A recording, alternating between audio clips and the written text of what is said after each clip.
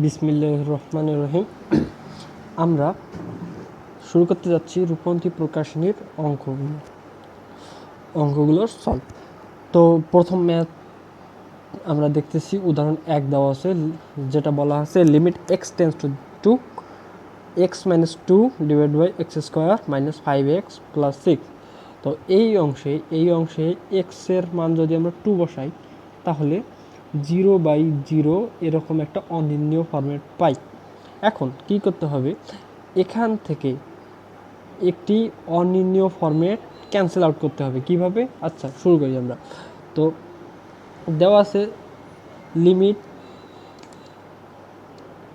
x tends to 2, উপরে ছিল x minus 2, নিচের অংশকে আমরা মিডল টার্ম করব। তাহলে নিচের অংশকে মিডল টার্ম করলে আমরা পাই x square minus 5x plus 6। এই অংশকে আমরা যদি মিডল টার্ম করি তাহলে x square minus 3x minus 2x plus 6।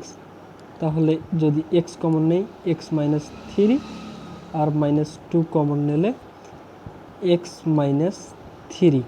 তাহলে আমরা আলটিমেটলি পাচ্ছি x মাইনাস 2 x মাইনাস 3। তাহলে আমরা এই অংশের মিডল টার্ম করলে পাচ্ছি x মাইনাস 2 x মাইনাস 3।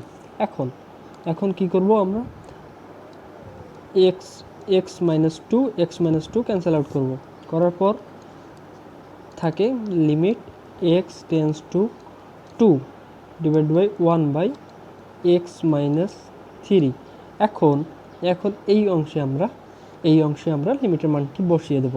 আমরা অনির্ণীয় মান কেটে দিছি, এখন এই অংশে লিমিটের মান বসে দেওয়ার পর যে মান পাবো সেটাই আমাদের অ্যান্সার।